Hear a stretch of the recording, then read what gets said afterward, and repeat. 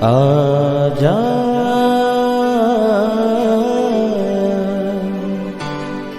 प्रभु यीशु के दर आजा, जीवन मिलेगा तुझे। आजा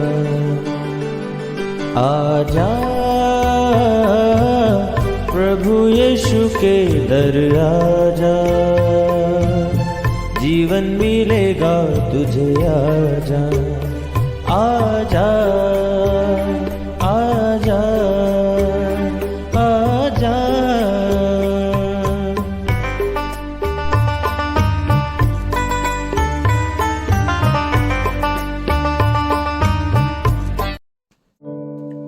प्रेज द लॉर्ड एवरीवन। मैं pastor Kulbhushan Johar, Asian church of Christ Vancouver BC से प्रोग्राम नई जिंदगी की ओर में आप सबका बहुत बहुत स्वागत करता हूं। मैं उम्मीद करता हूं आप सब लोग अच्छे होंगे, तंदुरुस्त होंगे और परमेश्वर के कलाम में बढ़ रहे होंगे। तो आइए हर बार की तरह परमेश्वर के कलाम में से सीखने से पहले, वचन को पढ़ने से पहले, आइए हम अपने सरों को झुकाएंगे, अपनी आंखों को बंद करेंगे। आइए हम लोग प्रार्थना में जाएंगे। सर्वशक्तिमान परमेश्वर यीशु मसीह नासरी, हम आपका धन्यवाद करते हैं क्योंकि आप सचमुच अच्छे परमेश्वर हैं, दया करने वाले हैं, दुआओं को सुनते हैं। महान परमेश्वर, हम धन्यवाद करते हैं आपने ये मौका हमारी ज़िंदगी में दिया कि हम आपके वचनों में से सीख सकें, एक बार फिर से खुदावंद आपके कलाम को सुन सकें। होने दे कि आज जब आपके वचन हम सुने, ये कलाम जब हम सुने, तो ये हमारी ज़िंदगी के लिए खुदावंद एक नई ज़िंदगी को लेके आए। खुदावंद हमारी ज़िंदगी को नई ज़िंदगी के साथ जोड़ दें और हमारे पैरों के लिए दीपक का काम करें। आप हमारी मदद करें, सहायता करें। खुदावंद सुनने वाले अपने हर एक भाई बहन, बच्चे, बुजुर्ग के ऊपर मैं आपकी दया, आपकी आशीष को मांगता हूँ। कोई भी अंधकार की शक्ति आपके वचनों को चुरा न सके। यीशु मसीह के सामर्थी नाम से हम लोग मांगते हैं, आमीन आमीन, हालेलुया।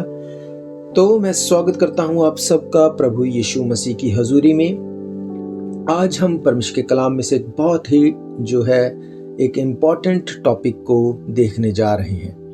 आज हम परमेश्वर के कलाम में से देखेंगे कि कैसे आज के दिन में हम लोग फाइनेंशियली भले ही ब्लेस्ड हैं, पर स्पिरिचुअली हम लोग क्यों डाउन रहते हैं, क्यों हम लोग मेंटली डाउन रहते हैं। आज जिस देश में परमेश्वर हमें लेके आया, इस कनाडा में, क्यों हम फाइनेंशियली चीज़ों को बहुत स्ट्रांग देखते हैं पर मेंटली हम लोगों को वीक देखते हैं, हम स्पिरिचुअली लोगों को वीक देखते हैं। जब मैं स्पिरिचुअली बोलता हूं तो मैं आपको बताना चाहता हूं, मैं किसी भी धर्म की बात यहाँ पे नहीं कर रहा, क्योंकि बाइबल नहीं कहती कि क्रिश्चियनिटी कोई धर्म है। पर मैं आपको बताना चाहता हूं कि परमेश्वर के साथ जुड़ना, परमेश्वर के साथ समय बिताना, परमेश्वर की प्रेजेंस में रहने की बात को मैं आपको बोल रहा हूं। क्यों हम लोग सब कुछ होने के बावजूद भी हमको अंदर से खालीपन महसूस होता है।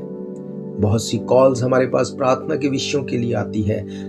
ऐसा कोई व्यक्ति नहीं है जो ये बोले कि हमारे पास पैसा नहीं, इसके लिए प्रार्थना करो। पर बहुत से मेरे भाई बहन जो प्रेयर रिक्वेस्ट को देते हैं, वो इसी चीज़ को बोलते हैं कि हमारी फैमिली में ये ट्रबल है, या मेंटली स्ट्रेस है, या अलग अलग तरह से। मैं आपको आज ये बताऊंगा कि क्यों हम लोग फाइनेंशियली ब्लेस्ड हैं पर स्पिरिचुअली, मेंटली हम लोग ब्लेस क्यों नहीं हो पाते, जो परमेश्वर की हजूरी में नहीं होते। हालेलुया। मैं आपको बताऊंगा बाइबल में से, हम लोग पढ़ेंगे मत्ती रचित सुसमाचार, उसका 22 अध्याय, उसकी 15 आयत से मैं आपके लिए पढ़ूंगा। यहाँ पे लिखा है, तब फरीसियों ने जाकर आपस में विचार किया कि उसको किस प्रकार बातों में फंसाए। अतः उन्होंने अपने चेलों को हेरोदिया के साथ उसके पास ये कहने को भेजा, हे गुरु, हम जानते हैं कि तू सच्चा है, परमेश्वर का मार्ग सच्चाई से सिखाता है और किसी की परवाह नहीं करता, क्योंकि तू मनुष्य का मुंह देखकर बात नहीं करता। इसलिए हमें बता कि क्या सोचता है, कैसर को कर देना चाहिए कि नहीं। यीशु ने उनकी दुष्टता जानकर उनसे कहा, हे कपटियों, मुझे क्यों परखते हो? कर का सिक्का मुझे दिखाओ। तब वे उसके पास एक दिनार ले आए। उसने उनसे पूछा, ये छाप और नाम किसका है? उन्होंने उससे कहा, कैसर का। तब उसने उनसे कहा, जो कैसर का है वो कैसर को, और जो परमेश्वर का है परमेश्वर को दो। ये सुनकर उन्होंने अचंभा किया और उसे छोड़कर चले गए। हालेलुया। मेरे प्रियो, ये तब का वाक्य है जब फरीसी लोग यीशु मसीह को किसी न किसी तरीके से फंसाना चाहते थे, उसको वो किसी न किसी तरीके से गलत ठहराना चाहते थे। उन्होंने, बाइबल बताती है कि कर यानी टैक्स देने के बारे में उसको फंसाने की वो उनके माइंड में कोई सोच थी, इसलिए उसके पास आके कहा कि हमें बताओ कि हमें टैक्स देना चाहिए या नहीं देना चाहिए। उनको लगता था कि शायद यीशु मसीह ये बोलेगा कि हमें टैक्स नहीं देना चाहिए। अगर वो ये बोलेगा तो हम जाके राजा की दुहाई देंगे कि देखो ये लोगों को टैक्स देने से मना करता है, इसलिए इसको पकड़ लो। और अगर ये बोलेगा कि हाँ हमें टैक्स देना चाहिए, तो भी हम इसको लोगों के सामने लेके जाएंगे कि देखो ये लोगों के साथ नहीं है, ये उनको टैक्स देने के लिए उकसाता है। तो दोनों तरफ से वो किसी न किसी तरह से यीशु मसीह को फंसाने के लिए वो कोई ना कोई दाव ढूंढ रहे थे। पर बाइबल कहती है जैसे ही वो यीशु मसीह के पास आए, यीशु मसीह ने उनसे कहा कि दिनार यानी वो सिक्का यानी वो करेंसी मेरे पास लेके आओ। जब वो करेंसी उस सिक्के को लेके आए, यीशु मसीह ने उनसे कहा कि मुझे बताओ कि तुम क्या इसमें देखते हो दोनों तरफ। उन्होंने उनसे कहा एक तरफ हम कैसर की तस्वीर देखते हैं, दूसरी तरफ परमेश्वर की तस्वीर देखते हैं। तो उन्होंने उससे कहा जो कैसर का है वो कैसर को दो और जो परमेश्वर का है वो परमेश्वर को दो। अब ये बात जब प्रभु यीशु मसीह ने उनसे बोली तो यीशु मसीह ने ये बताया कि हमें दोनों के लिए हमें जिसका जो बनता है उसको वो देना है। ये कह के उसने क्या बताया कि अगर तुम जो कैसर का है कैसर को दोगे यानी टैक्स दोगे तो परमेश्वर तुम्हें ब्लेस करेगा ही करेगा। तुम्हें राजा भी ब्लेस करेगा क्योंकि तुम वफादार हो, और परमेश्वर भी ब्लेस करेगा। क्यों? क्योंकि राजा को दिया गया टैक्स वो जनता के ऊपर ही लौट के उनको मिलेगा और उनकी रोजमर्रा की लाइफ में वो कुछ इजी उसको देखेंगे, उनको कुछ छूट मिलेगी उसमें। और जब जो परमेश्वर का है परमेश्वर को देंगे तो परमेश्वर भी उनको ब्लेस करेगा क्योंकि उन्होंने अपना हिस्सा किया। तो आज जिस विषय पे मैं आपसे बात करने वाला हूं वो यही है कि आज जिस देश में परमेश्वर हमें लेके आया, यहाँ पे हम चाहें या ना चाहें अपने आप से हमारे पे चेक से टैक्स जो है वो डिडक्ट हो जाता है। हम जो कैसर का है वो कैसर को देते हैं, हमें वो देना ही है। जो टैक्स है वो हमें देना ही है। जब हम उसे देते हैं तो हम उन ब्लेसिंग के अधिकारी हो जाते हैं। इस देश की सब फैसिलिटीज जो कुछ भी यहाँ पे हम देखते हैं, अच्छी सड़कें, अच्छी मैनेजमेंट, अच्छी गवर्नमेंट, ये सब चीजें अपने आप से हमें मिल जाती हैं। जब हम जो गवर्नमेंट का है गवर्नमेंट को देते हैं तो वो सब फैसिलिटीज को भी हम ले नहीं पाते हैं। पर जो परमेश्वर का है हम परमेश्वर को नहीं देते, इसीलिए पीस ऑफ माइंड, इसीलिए वो मन की शांति, वो मेंटली और स्पिरिचुअली वो पीस हमारी लाइफ में नहीं मिलता। यहाँ पर मैं परमेश्वर को देने के लिए उस पैसे की बात नहीं कर रहा, फॉर श्योर वो भी हमें देना है। पर मैं आपको क्या बताना चाहता हूँ कि सबसे पहला जो परमेश्वर को देने के लिए हमारे माइंड में होना चाहिए वो हमारा वक्त, हमारा टाइम, हमारी जो सबसे पहली प्रायोरिटी है वो होनी चाहिए। जब हमारे टाइम की, हमारी लाइफ की, हमारी लाइफस्टाइल की प्रायोरिटी, हमारा पहलौठा जब वो हम परमेश्वर को देंगे तो परमेश्वर हमें ब्लेस करेगा ही करेगा, क्योंकि ये एक यूनिवर्सल ट्रुथ है। बाइबल बताती है कि जो परमेश्वर का है जब तुम परमेश्वर को दोगे वो तुम्हें ब्लेस करेगा ही करेगा। जो कुछ कैसर का यानी गवर्नमेंट का है, अगर तुम गवर्नमेंट को दोगे तो गवर्नमेंट तुम्हें लौटा के ब्लेस करेगी ही करेगी। हालेलुया। मेरे प्रियो, आज हम देखते हैं, हम टैक्स देते हैं, हम कर देते हैं, हम गवर्नमेंट को लौटाते हैं, इसीलिए गवर्नमेंट भी हमारा ध्यान रखती है। हमें इस देश में आके अपने पैसे को लेने के लिए स्ट्रगल में नहीं जाना पड़ता, अपने आप से वो हमारे बैंक्स में आता है। हम देखते हैं चीज़ें जो हम अपने आसपास में देखते हैं, उनके लिए हमें स्ट्रगल नहीं करनी पड़ती, वो अपने आप से होती हुई नजर आती हैं। क्यों? क्योंकि हम लोग गवर्नमेंट का जो बनता है गवर्नमेंट को देते हैं, पर जो परमेश्वर का बनता है वो उसे नहीं देते, इसीलिए स्ट्रगल लाइफ में बनी रहती है। हालेलुया। मेरे प्रियो, बाइबल बताती है कि जो कुछ हम परमेश्वर के हाथ में देंगे, जो परमेश्वर के हाथ में छोड़ देंगे, परमेश्वर उसके लिए ब्लेसिंग को देंगे ही देंगे। ये पॉसिबल नहीं कि परमेश्वर उसको भूल जाए, पर क्योंकि हम वैसा करते नहीं, इसलिए डेविल उसी पार्ट के ऊपर अटैक करता है जो हम नहीं करते। उदाहरण के तौर पर अगर मैं आपसे बात करूं, उत्पत्ति की किताब उसका 39 चैप्टर, वहाँ पे बताया गया है यूसुफ के बारे में। वहाँ पे बताया गया है कि जब यूसुफ मिस्र में पहुंचाया गया, तब पोतीपोर नामक एक मिस्री, जो कि फिरौन का हाकिम और अंगरक्षकों का प्रधान था, उसको इश्माइलियों के हाथ से उसे वहाँ वो उनसे खरीद के ले आया। यूसुफ अपने मिस्री स्वामी के घर में रहता था और यहोवा उसके संग था, इसलिए वे भाग्यवान पुरुष हो गया था। बाइबल बताती है कि पोतीपोर नामक एक व्यक्ति यूसुफ को खरीद के ले आया और उसको उसने अपने घर में रखा। और बाइबल बताती है क्योंकि यूसुफ परमेश्वर का भय मानने वाला था, परमेश्वर के साथ चलने वाला था, इसलिए परमेश्वर यूसुफ के साथ रहता था। और ये बात पोतीपोर फील कर पाता था कि जो कुछ यूसुफ करता है परमेश्वर उसके साथ रहता है।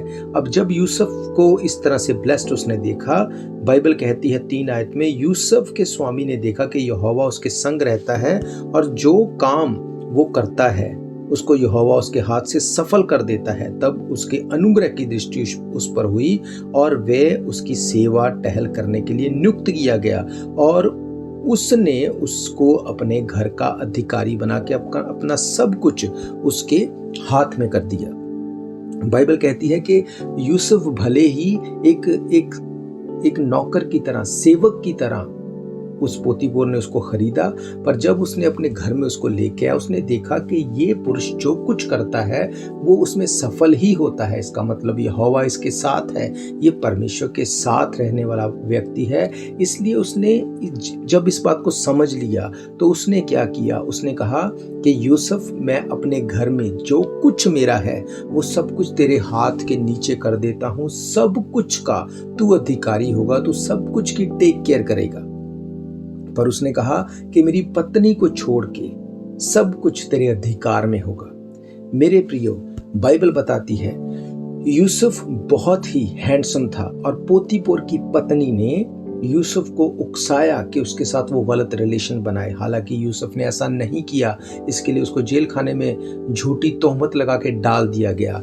पर बाइबल बताती है कि पोतीपोर जो सब कुछ यूसुफ के हाथ में कर चुका था, उसने बोला मेरी पत्नी को छोड़ के। अगर वो अपनी पत्नी को भी उसके हाथ में दे देता, इसका मतलब ये नहीं कि वो उसकी पत्नी के साथ कुछ गलत करने के लिए देता, पर अगर वो ये बोल देता कि हाँ सब कुछ तेरे हाथ में है, तो यूसुफ अपनी मालकिन की रिस्पेक्ट और भी ज्यादा करता।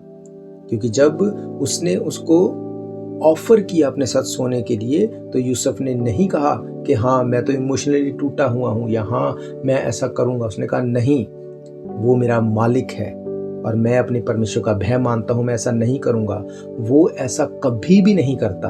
पर अगर पोतीपोर ये बात बोल देता कि हाँ मैं इसको भी तेरे हाथ में देता हूं, तो वो शैतान के हाथ में कभी नहीं पड़ती और वो कभी यूसुफ को ये ना बोलती कि मुझे तेरे साथ गलत संबंध बनाना है।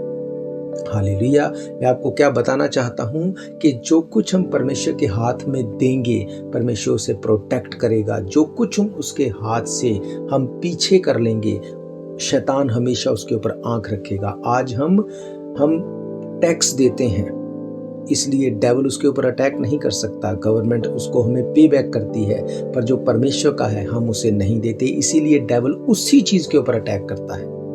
हमारा टाइम हम परमेश्वर को नहीं देते। आज अगर सबसे ज्यादा किसी चीज की शॉर्टेज है तो वो है हमारा टाइम। आज हमारे पास सबसे ज्यादा अगर कोई चीज शॉर्ट है वो है टाइम। हम अपने दिमाग में, अपने दिल में हम परमेश्वर का भय नहीं रखना चाहते। अगर आज सबसे ज्यादा स्ट्रगल हम देखते हैं तो वो है पीस ऑफ माइंड में। आज हमें मन में शांति नहीं। क्यों? क्योंकि उसी में हमने परमेश्वर को इन्वॉल्व नहीं किया। बहुत से ऐसे मेरे भाई बहन हैं जो दशमांश भी देते हैं, पर मेरे प्रियो, दशमांश पैसे के रूप में बाद में आता है। हम क्या देंगे उस परमेश्वर को? बाइबल कहती है जितनी बड़ी पृथ्वी है उससे कई 100 गुना बड़े बड़े जो गैलेक्सीज हैं, वो हीरे, वो जवाहरात, वो डायमंड के बने हुए हैं। इतने बड़े, इतने महान जमीन आसमान को बनाने वाले परमेश्वर को हम क्या देंगे?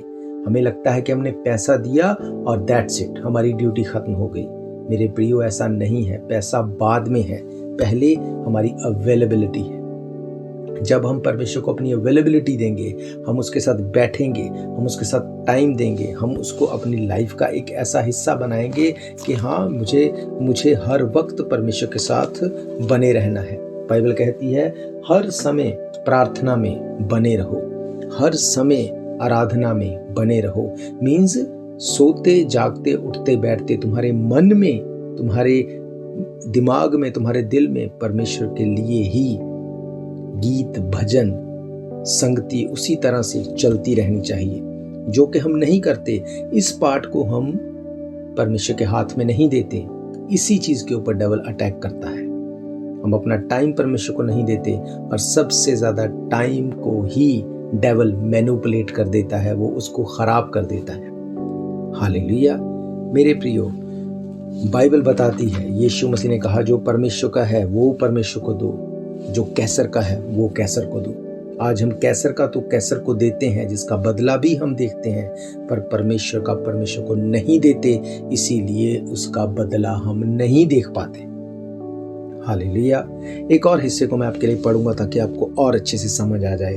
हम देखेंगे मत्ती रचित सुसमाचार 21 अध्याय और उसकी 21 आयत से लिखा है, यीशु ने उनको उत्तर दिया, मैं तुमसे सच कहता हूँ, यदि तुम विश्वास रखो और संदेह ना करो तो केवल ये करोगे जो इस अंजीर के पेड़ से किया गया, परंतु यदि इस पहाड़ से भी कहोगे उखड़ जा और समुद्र में जा पड़ तो ये हो जाएगा। और जो कुछ तुम प्रार्थना में विश्वास से मांगोगे वो सब तुमको मिलेगा। बाइबल कहती है यीशु मसीह एक नगर से लौट रहे थे, तो उनको रास्ते में भूख लगी। उनको सड़क के किनारे एक अंजीर का पेड़ दिखाई दिया। उन्होंने इस बात को सोच के कि उसमें फ्रूट होगा, जाके उसके पास जाके फ्रूट तोड़ना चाहा, पर पत्तों को छोड़ उसके अंदर कुछ भी नहीं था। यीशु मसीह ने बोला आज के बाद तेरा फ्रूट कोई ना खाए। और बाइबल बताती है जब वो वापस आए वो पेड़ जड़ से सूख गया था। और इस बात को देख के चेले अचंभित हुए। उन्होंने कहा ये कैसी बात है, ये कैसे हो गया, अंजीर का पेड़ कैसे सूख गया। यीशु मसीह ने उनको इस बात करते हुए सुन के उनको कहा कि तुम ये कैसे सोचते हो, तुम ये क्यों सोचते हो? यदि तुम विश्वास रखो और दिल में संदेह ना करो तो ना सिर्फ ये करोगे कि अंजीर का पेड़ जो है वो सूख जाए, पर तुम अगर पहाड़ को भी कहोगे उड़ के समुद्र में लग जा तो वो भी लगेगा। अब यीशु मसीह ने उनको बोला कि तुम्हें विश्वास रखना है और संदेह नहीं करना। और हमें अब लगता है तो हाँ, विश्वास तो हम सब करते हैं, हम संदेह भी नहीं करते, हम परमेश्वर के ऊपर पूरा फेथ रखते हैं, तो भी हमारी लाइफ में ऐसा क्यों, हमारी लाइफ में घटी क्यों, हमारी लाइफ में स्ट्रगल क्यों? बाइबल बताती है जो 22 आयत में यीशु मसीह ने कहा उसको हम अगर फॉलो करेंगे तो ये हमारी लाइफ में होगा जो यीशु मसीह ने किया। लिखा है जो कुछ तुम प्रार्थना में विश्वास से मांगोगे वो सब तुमको मिलेगा। हालेलुया। हम लोग विश्वास करते हैं, हम लोग संदेह नहीं करते, पर हम लोग पहला पार्ट भूल जाते हैं और वो ये कि यीशु मसीह ने कहा जो कुछ तुम प्रार्थना में मांगोगे। हम विश्वास करके विश्वास दिखाते हैं यीशु मसीह को, हम संदेह ना करके फेथफुलनेस दिखाते हैं, उसको वो जरूर ऑनर करेगा। पर क्या हम प्रार्थना करते हैं? उसने कहा जो कैसर का है कैसर को दो, जो परमेश्वर का है परमेश्वर को दो। कैसर को देने वाली चीजें दुनियावी हैं, वो हम देते हैं, वो हम करते हैं। परमेश्वर को देने वाली चीजें स्पिरिचुअल हैं। प्रेयर करना स्पिरिचुअल है। क्या हम प्रार्थना करते हैं? अब प्रार्थना करने का मतलब ये नहीं कि हम बैठे रहें और कुछ भी बोलते रहें। प्रार्थना करने का मतलब परमेश्वर के साथ ट्यून इन करना। प्रार्थना करने का मतलब उसके साथ एक मन हो जाना। जब हम बिना किसी ज़रूरत के भी उसके साथ बैठ सकते हैं, बिना किसी प्रार्थना के टॉपिक के भी उसके साथ बैठ सकते हैं, जब हम बिना किसी अपनी डिमांड के भी उसके पास बैठते हैं, यह है प्रार्थना करना, यह है ऑनर करना। क्या हम ऐसा करते हैं? हम सब विश्वास करते हैं, हम सब बोलते हैं कि हमें कोई संदेह नहीं, पर क्या हम प्रार्थना करते हैं?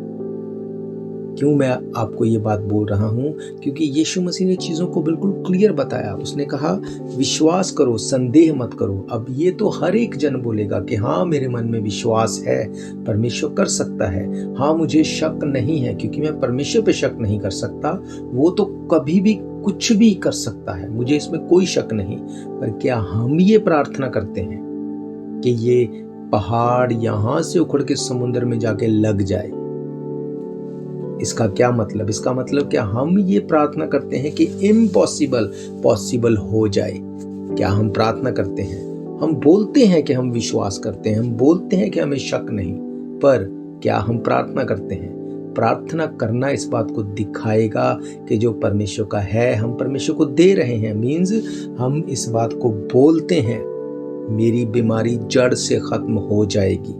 डॉक्टर्स कुछ भी कहें, रिपोर्ट्स कुछ भी कहें, डजंट मैटर, परमेश्वर के लिए कुछ भी असंभव नहीं। ये हम मन में जानते हैं, पर क्या हम प्रार्थना करते हैं? रोमियो की किताब बोलती है कि धार्मिकता के लिए मन से, उद्धार के लिए मुंह से अंगीकार करना पड़ता है। विश्वास तो सबको दिल में है, वो एक धार्मिकता है, पर अंगीकार, कन्फेस जब तक मुंह से नहीं करेंगे रिजल्ट नहीं मिलेगा।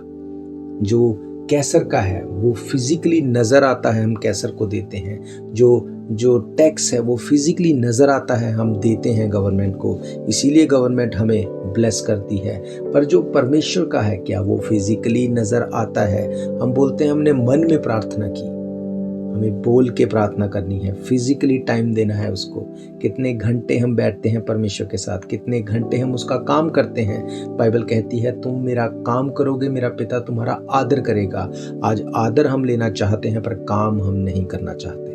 मेरे प्रियो, अगर आप चाहते हैं कि आप उस ऑनर को लें, तो जो परमेश्वर का है परमेश्वर को देना ही पड़ेगा, और जो कैसर का है यानी गवर्नमेंट का है वो गवर्नमेंट को देना ही पड़ेगा। हालेलुया।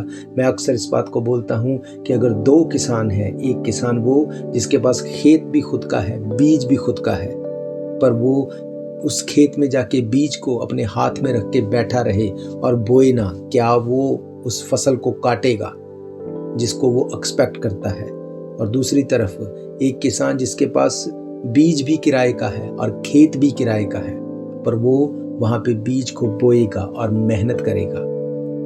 तो आप इस बात को बताओ कि इन दोनों में से फ्रूट कौन काटेगा? वो जिसके पास सब कुछ अपना था पर उसने बोया नहीं, या वो जिसके पास कुछ भी अपना नहीं था पर उसने किराए में लेके सब कुछ बोया, काम किया, और एक समय आएगा वो बहुत सी कटनी काटेगा, वो सब कर्जे को भी उतार देगा और प्रॉफिट भी वो लेगा। हालेलुया। इसी तरह से मेरे प्रियो, अगर आपके पास परमेश्वर ने मुंह दिया, अगर आपको परमेश्वर ने जीवन दिया, पर आप मुंह से बोल के प्रार्थना करेंगे नहीं, तो वो प्रार्थना बोई नहीं जाएगी और उसका रिजल्ट कभी नहीं आएगा। और अगर आपको लगता है कि परमेश्वर भले ही मैं बीमार हूँ, भले ही मैं ट्रबल में हूँ, भले ही सब कुछ मुझे ऐसा लगता है कि मेरा कुछ नहीं, सब कुछ किराए का है, पर आप प्रार्थना करेंगे, आप बीज को बोएंगे, समय आएगा वो प्रार्थना रिजल्ट लेके आएगी, आप फ्रूटफुल होंगे, और वो बीज जब उगेगा आप सब कुछ को जो है लौटा ले आएंगे, आप सब कर्जों को उतार देंगे, और परमेश्वर आपको मोर देन ब्लेस करेगा। क्यों? क्योंकि जो परमेश्वर का था आपने परमेश्वर को दिया, और जो कैसर का था आपने कैसर को दिया। हालेलुया। मेरे प्रियो, मेरा ये विश्वास है ये वचन आपकी जिंदगी में काम करेंगे। आप कैसर को देते हैं, मुझे पता है, आप टैक्स देते हैं, मुझे पता है, पर जो परमेश्वर का है, क्या आप परमेश्वर को देते हैं ये आपको पता है। पैसा सेकेंडरी है मेरे प्रियो, पहले हमारी लाइफ और लाइफस्टाइल का पहला स्थान, पहला हिस्सा उसका है। अगर आप ऐसा नहीं करते थे, आज से करना शुरू करो। आज से परमेश्वर की हजूरी में बैठो, दुआ करो, उससे प्रेज करो, उसको धन्यवाद दो जो कुछ उसने आपकी लाइफ में किया। आप वो आते हुए देखेंगे जिसके लिए आप सालों से प्रेयर कर रहे हैं, आप प्रार्थना भी नहीं करेंगे उसके लिए, आप उस चीज से ब्लेस होते देखेंगे अपने आप को। हालेलुया। आज चर्च भवन में हम कितनी टेस्टिमनी सुनते हैं एवरी वीक।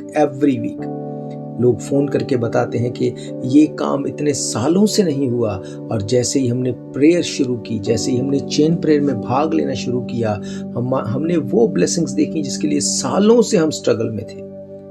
मेरे प्रियो, यीशु मसीह धर्म नहीं, वो मन बदलता है, वो लाइफ चेंज करता है। मैं ये विश्वास करता हूँ ये वचन आपकी ज़िंदगी में काम करेंगे। और अगर आपकी कोई भी प्रेयर रिक्वेस्ट है, आपका कोई भी डाउट है, कोई भी क्वेश्चन है, आप हमें कॉल करें। नंबर आप जानते हैं 7788922250, 6044540101। हम मिल के आपके लिए दुआ करेंगे। आपकी ज़िंदगी सेम नहीं होगी, मैं ये बात को जानता हूँ। और अगर आप चाहते हैं कि आप मिल के परमेश्वर के भवन में आके प्रेयर को अटेंड करना चाहते हैं, मैं आपको बताना चाहता हूँ हर इतवार दोपहर 1 बजे हम परमेश्वर के घर में मिलते हैं। एड्रेस आप जानते हैं 660 east 51st Avenue, Vancouver, BC। और मैं आपको बताना चाहता हूं कि अगर आप प्रार्थना शुरू करेंगे आज से, आप चीजों को चेंज होते देखेंगे। मुझे पता है ये इजी नहीं होगा, आपका मन नहीं करेगा, आपको बहुत सी चीजें याद आएंगी जो आज से पहले आपको याद नहीं आई कि वो करना है। पर मेरे प्रियो, सब चीजों को छोड़ के जब आप बैठ जाएंगे परमेश्वर की हजूरी में, एक टाइम आएगा जब आपको उसकी वैल्यू का पता चलेगा। जब एक व्यक्ति जिम स्टार्ट करता है, ऐसा नहीं है कि अगर उसको वेट बढ़ाना है या घटाना है, वो जाके अपने इंस्ट्रक्टर को बोले कि आज मैंने ज्वाइन किया, आज मुझे चाहे 10 घंटे एक्सरसाइज करवा, पर कल मुझे इसका रिजल्ट चाहिए। आपको क्या लगता है कि एक दिन में 10 घंटे एक्सरसाइज करने से उसका वेट कम या ज़्यादा हो जाएगा? नो, उसको हफ्तों, महीनों या साल लग जाएंगे अपने इस शरीर के ऊपर काम करने के लिए। भले ही उसी वक्त उसको रिजल्ट ना दिखे, पर एक टाइम आएगा उसको रिजल्ट नजर आएगा। उसी तरह से हमारी स्पिरिचुअल लाइफ है मेरे प्रियो। शायद अगर आज आप प्रार्थना करना शुरू करें, आज आपको वो रिजल्ट नजर ना आए, पर एक टाइम आएगा जब आपका रिजल्ट दिखेगा, विजिबली आपको दिखेगा, यीशु मसीह के नाम से। हालेलुया। तो मेरा ये विश्वास है आप आज से प्रार्थना करनी शुरू करेंगे, आज से आप वचन में से प्रार्थना करेंगे। अगर आपको अपनी सिचुएशन, अपनी ट्रबल, अपनी प्रॉब्लम के लिए कहाँ बाइबल में लिखा है कि इसको क्लेम करो और बोलो और प्रार्थना करो, अगर आपको वो वचन बाइबल में नहीं मिलता, आप हमारे प्रेयर लाइन पे कॉल करो और पूछो टीम से, वो आपको बताएगी कि कहाँ पे ये आपकी प्रॉब्लम की सॉल्यूशन के लिए बाइबल वर्ड्स कहाँ पे लिखी है। उसको बोलो, उसको पढ़ो और क्लेम करो और प्रार्थना करो। आप बड़े चेंज को देखेंगे यीशु मसीह के नाम में।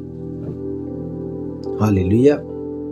मेरे प्रियो, मेरा ये विश्वास है जब आप कैसर का कैसर को दे रहे हो, आप रिजल्ट देखते हो।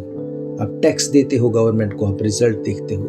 उसी तरह से जब परमेश्वर का जो है परमेश्वर को दोगे, अपने वक्त का पहला हिस्सा जब आप परमेश्वर को दोगे, आप उसका भी रिजल्ट देखोगे। हालेलुया। इसीलिए पौलुस बोलता है, बिना रुके, बिना थके, बिना निराश हुए प्रार्थना में लगे रहो। हालेलुया। तो मेरा ये फेथ है, ये जीवित वचन आपकी जिंदगी में काम करेंगे और आप बड़े कामों को अपनी लाइफ में देखने वाले हैं। आइए मैं आप सबके लिए दुआ करूंगा। सर्वशक्तिमान परमेश्वर यीशु मसीह नासरी, मैं आपका धन्यवाद करता हूं। आप अच्छे सच्चे जीवित परमेश्वर हैं, दया करने वाले हैं, महान परमेश्वर। इस वक्त मैं प्रार्थना करता हूं अपने सुनने वाले हर एक लिसनर के लिए।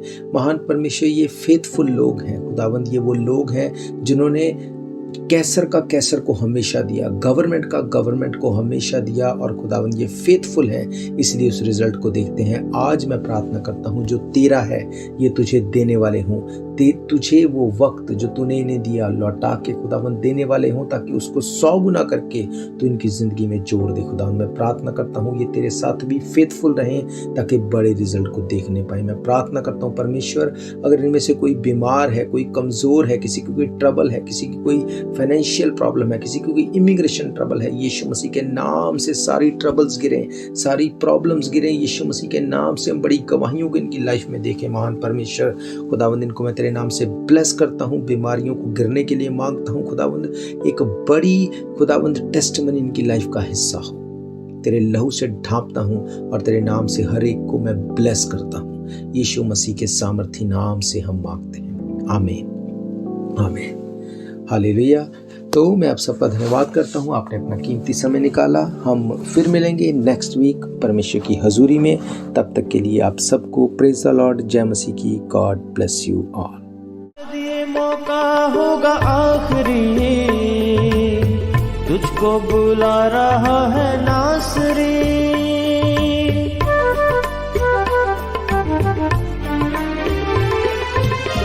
शायद ये मौका होगा आखिरी,